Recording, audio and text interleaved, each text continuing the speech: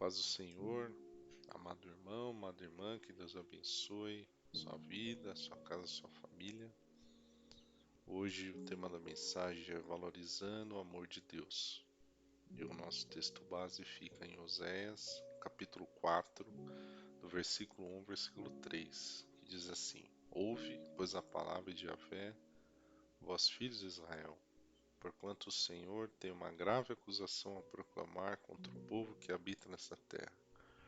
Porque não há herdade, bondade, compaixão, misericórdia, justiça, nem conhecimento de Elohim, Deus, sobre a terra. Tudo quanto parece sobressai a maldição. Mentira, assassinato, roubo, furto, adultério, traição, transgressões muito além dos limites.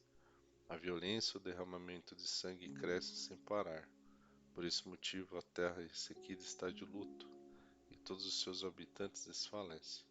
Os animais do campo, as aves do céu e os peixes do mar estão se extinguindo. O contexto dessa mensagem fala dos pecados cometidos pelo povo de Israel, onde eles se prostituíam, adulterado, entre tantas outras maldades, né? Além disso, vemos a repreensão do Senhor em relação aos sacerdotes que tinham como propósito ensinar a lei de Deus para o povo. E infelizmente eles estavam sendo negligentes em relação ao ensino e coniventes com a atitude do povo. E além disso, eles se alimentavam dos pecados da nação. A nação de Israel estava declinando tanto moralmente quanto espiritualmente, e como embaixador de Deus na terra, o profeta Oséias proclamou todas essas claras e graves acusações contra a nação desleal de Israel, que constantemente violava a aliança com Deus, pois não havia verdade, não havia fidelidade, não havia amor, não havia lealdade para com a aliança que havia sido estabelecida, nem conhecimento de Deus no sentido de conhecer e obedecer à vontade do Pai. Por isso, essa mensagem é uma mensagem de aplicação pessoal para cada um de nós, para que a gente possa refletir quando decidimos tomar determinadas atitudes ou seguir por caminhos eh, totalmente contrários à vontade de Deus. Caminhos em que eu decida seguir distante daquilo que Deus deseja, simplesmente porque o meu senso de justiça diz que está correto e pronto. E se uma pessoa que não conhece o Senhor, é compreensível que uma atitude dessa seja tomada, entretanto, vindo de pessoas que já conhecem o Senhor, isso se torna muito preocupante. E é um ponto que eu tenho falado nos últimos vídeos. Quando você vê uma pessoa que não conhece a Deus e ela cometer falhas e por um caminho totalmente contrário, é compreensível justamente porque ela não conhece a Deus, ela não conhece a verdade. Mas quando nós falamos de pessoas que conhecem a verdade, se torna algo preocupante. Em Jeremias, capítulo 2, nos versículos 2 e 3, diz o seguinte: Eu me recordo bem do teu profundo e leal amor como minha noiva nos tempos da tua juventude. Como recém-casados, estavas apaixonada por mim e me seguias pelo deserto, por terras áridas e ainda não semeadas. Ora, Israel, meu povo, era sagrado para com Yahvé, como as primícias de sua colheita. Todos aqueles que se atreviam a devorá-los eram considerados agressores e culpados. Portanto, a desgraça os perseguia até puni-los. Palavra do Senhor, lá em Jeremias capítulo 2, do versículo 2 ao 3. Então aqui nós vemos que o Senhor lembra da, da dedicação que Israel tinha em relação a Ele, o quanto o povo era apaixonado por Deus, pelo simples fato deles colocarem o Senhor em primeiro lugar em suas vidas. E o próprio Deus cuidava da segurança dele e punia todo aquele que ousasse atacar Israel. E isso é bem claro nesse versículo, né? Todos aqueles que se atreviam a devorá-los eram considerados agressores e culpados, e portanto a desgraça os perseguia até puni-los.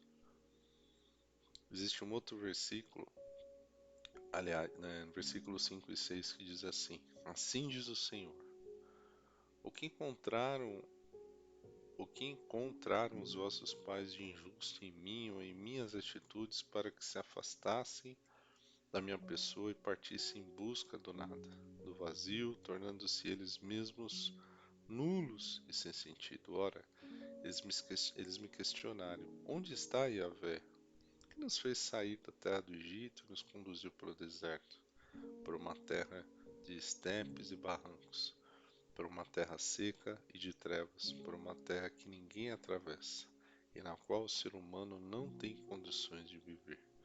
E aqui Deus questiona o povo acerca de algo que o próprio Senhor havia feito de injusto, porque ele queria entender os motivos pelo qual o povo havia se afastado de sua presença.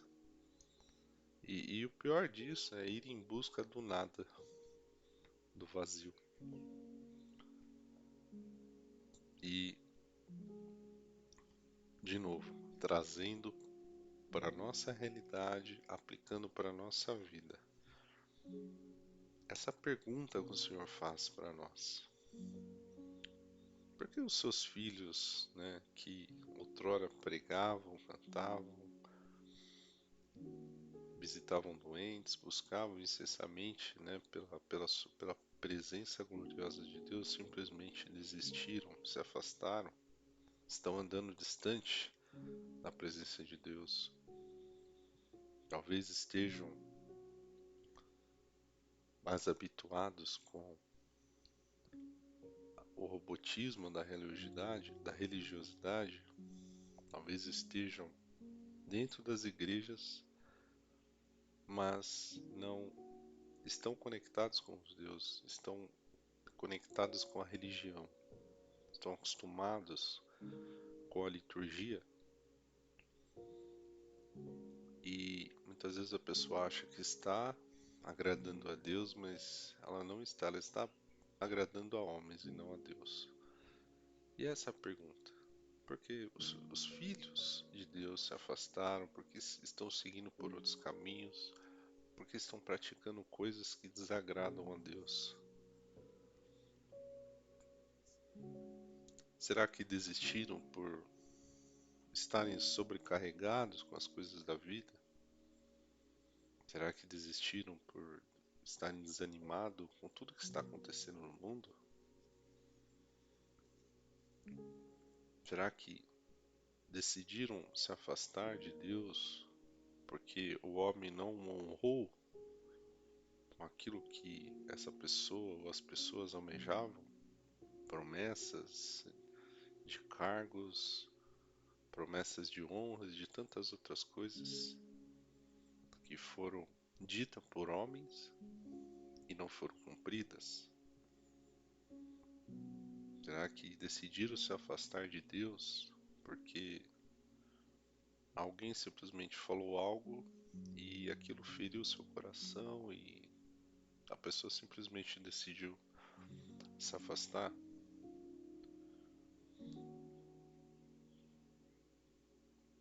Desistiram porque não era o tempo de ser honrado ministerialmente, e simplesmente não basta?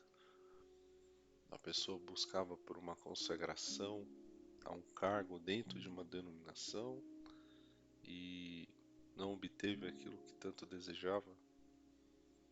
Desistiram, talvez porque pregaram a palavra do Senhor e não foram ouvidos, mas sim passaram a ser perseguidos? É uma possibilidade. Desistiram porque seguir o Senhor requer andar na contramão que o mundo vive? desistiram porque seguir o Senhor requer negar a si mesmo, carregar a sua cruz?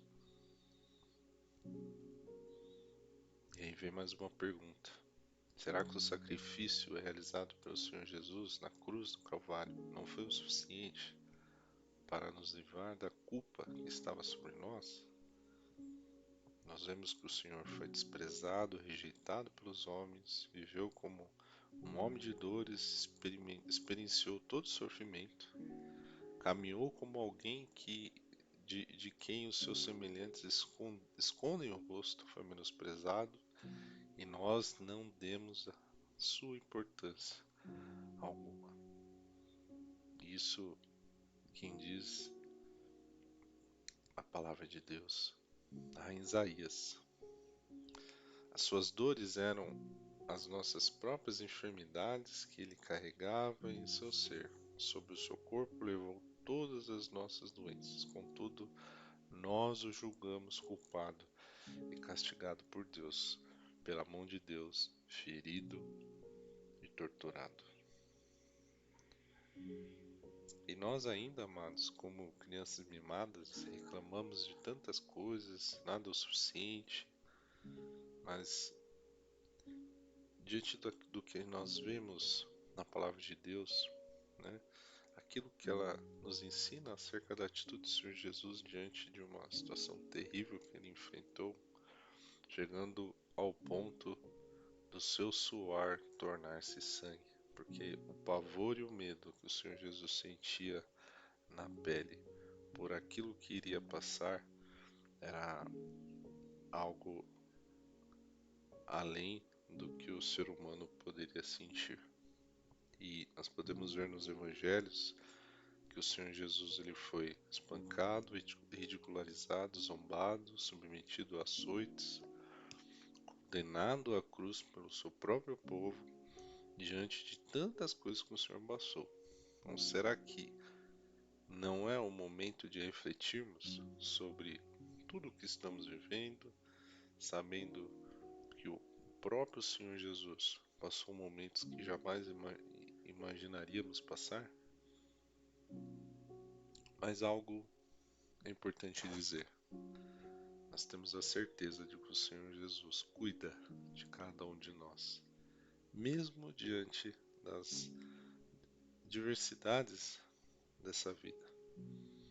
E como diz em Romanos, no capítulo 5, versículo 3 ao 5, diz: aprendemos que a tribulação produz perseverança, a perseverança produz um caráter aprovado, e o caráter aprovado produz confiança. E a confiança não nos decepciona, porque Deus derramou seu amor em nossos corações por meio do Espírito Santo, e Ele mesmo nos outorgou. Por isso eu queria lembrar, e é muito importante que nós não nos esquecemos, que em todas as coisas somos mais que vencedores por meio daquele que nos amou. A palavra diz que Deus nos tornou reino e sacerdotes. Então nós somos parte do reino de Deus e carregamos dentro de nós e o levaremos para todo lugar, em qualquer lugar que estivermos. Onde nós estivermos, nós estaremos erguendo o estandarte de Cristo. E o detalhe é que toda e qualquer atitude que eu fizer, que você fizer, refletirá no reino de Deus. Cada palavra que eu ministrar, cada palavra que você ministrar, refletirá no reino de Deus. E principalmente na vida daqueles que nós convivemos diariamente. Por isso, amado irmão, amada irmã, continue fazendo aquilo que Deus mandou você fazer. Continue pregando, ministrando, consolando, ajudando. Continue fazendo a sua parte, porque é o que Deus espera de cada um de nós. Ele te ama, Ele nos ama, e Ele colocou uma missão diante de nós, de pregar o Evangelho, fazer o IT, levar o amor de Deus, o amor do Pai a todas as pessoas desse mundo. Não importa como, mas Deus te dará, e eu tenho certeza que Ele já está dando, estratégia de como fazer isso. Por isso, da responsabilidade de estarmos alinhados com o Senhor, buscando viver uma vida de santidade, não no sentido religioso, mas de fato sermos separados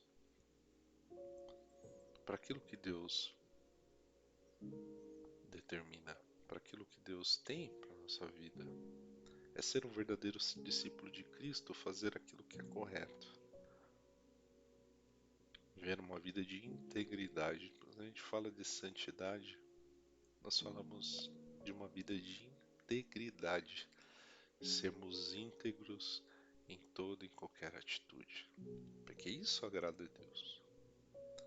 Não adianta eu ser santo em tantas outras coisas, em roupas, em usos e costumes, mas dentro do o meu ego é aflorado, eu critico, eu julgo, eu falo mal do irmão, eu fofoco. Isso não é santidade. A santidade é fazer aquilo que agrada a Deus, é ser diferente, é ser um verdadeiro discípulo de Cristo, buscando por atitudes que de fato agradem ao Pai, ao Filho e ao Espírito Santo. Aleluia. Outro ponto importante que grande parte dos irmãos acabam se esquecendo o quanto cada um deles é importante para a propagação do reino de Deus. O Senhor Jesus designou a cada um de nós um ministério e aliado a isso, a missão que eu havia comentado, a missão de pregar ao mundo a sua palavra, propagar o Evangelho de Deus, testemunhar os milagres, as maravilhas, ser o sol, o sal e a terra, a luz do mundo, ser a diferença em um mundo corrompido por tantas coisas. Então você tem um ministério, você foi chamado para algo. O Senhor chamou cada um de nós como um agente transformador. Assim como João Batista, que pregou arrependimento ao povo de Israel, preparou o caminho para o Senhor Jesus. Assim como os apóstolos e tantas outras pessoas anônimas, onde suas vozes ecoaram e ecoam até hoje pelos quatro cantos desse mundo. Alguns com ou sem holofotes, dependente da posição que o Senhor Jesus colocou, mas todos pregaram e pregam e irão pregar o Evangelho genuíno, que cura, que liberta, que restaura, que transforma. Como diz o apóstolo Paulo, porquanto não me envergonho do Evangelho, porque é o poder de Deus para a salvação de todo aquele que nele crê. Romanos capítulo 1, versículo 16. Você é um transformador. Aliás, você é um agente transformador. E Deus conta contigo para essa grande obra. Então, deixe de lado a ansiedade, as preocupações, porque ainda há muito trabalho a ser feito nessa terra. Muitas almas ainda precisam conhecer o Senhor Jesus. Por isso, dedique-se cada vez mais a essa missão que o Senhor lhe concedeu.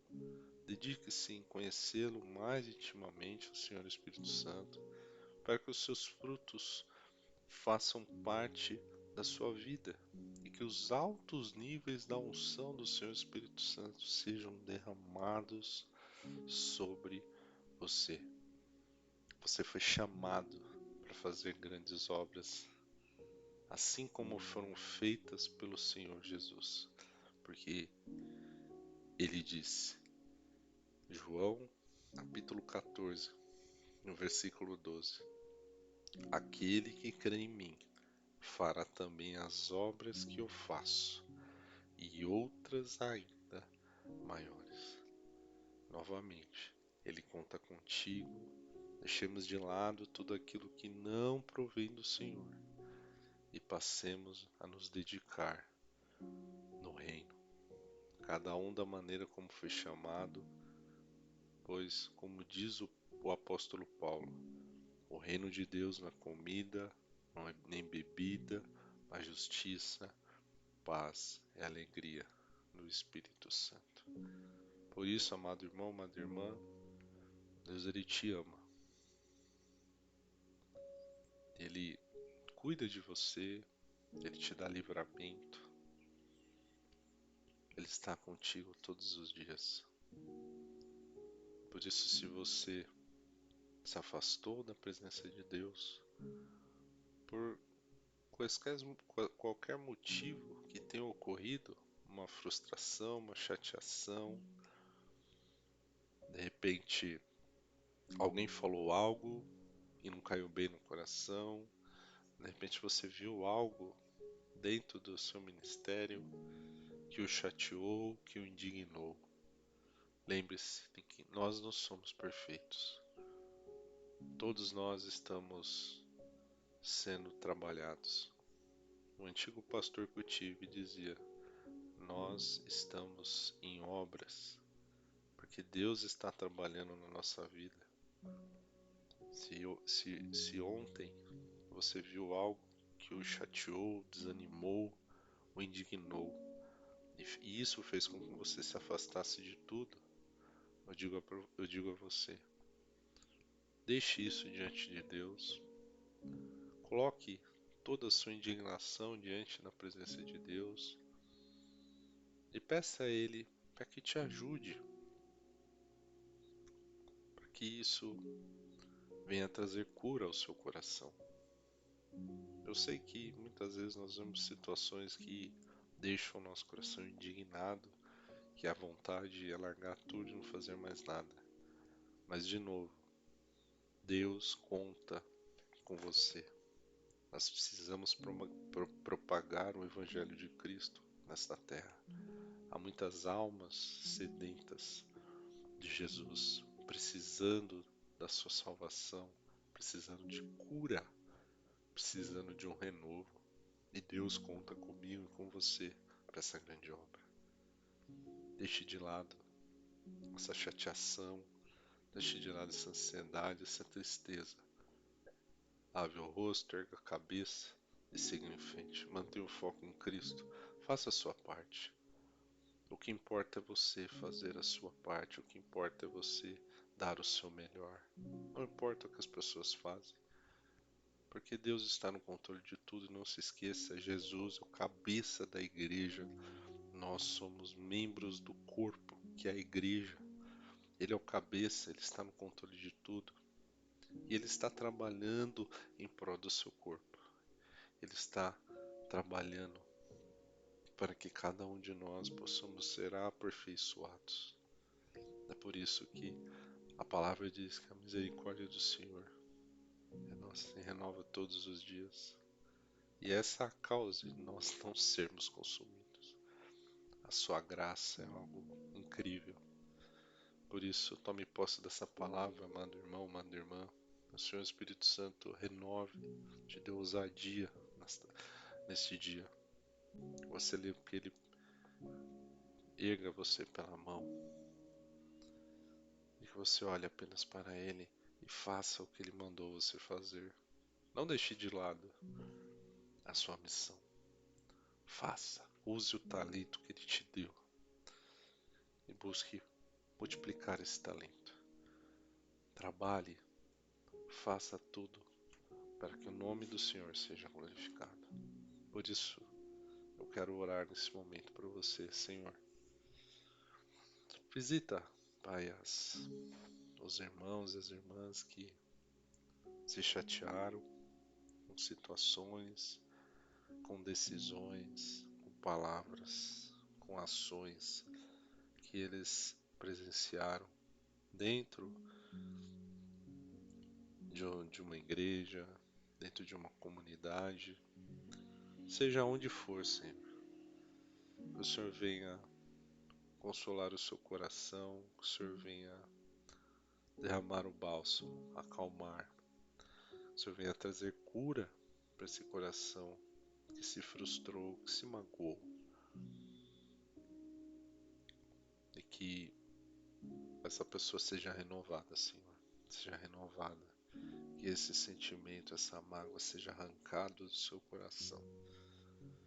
Em nome do Senhor Jesus, o Rei da Glória, que essa pessoa seja renovada agora. Flua, Senhor, o teu poder, a tua unção sobre todo aquele que está ouvindo essa mensagem, que eles se sintam renovados, que eles se sintam curados, Senhor, renovados para se levantarem e seguirem cumprindo com o propósito que o Senhor determinou para cada um deles. É o que eu te peço neste dia, Senhor, agradecendo ao Senhor pelo teu amor, pelo seu incrível amor, Pai, pela tua misericórdia que é derramada sobre cada um de nós todos os dias, porque o Senhor cuida de nós. Como diz a tua palavra, o Senhor é o meu pastor, é o nosso pastor, e nada nos falta. Que Deus abençoe, amado irmão, amada irmã, que você tenha um dia abençoado, que essa mensagem seja lançada como flecha em seu coração, que você seja edificado, que Deus venha abençoá-lo, que Deus venha fortalecê-lo e renová-lo, curá-lo, sim, curá-lo de todas as mágoas e tristezas, e que a partir de agora você se levante, faça a sua parte, cumpra com o propósito, cumpra com o chamado que o Senhor deu para você.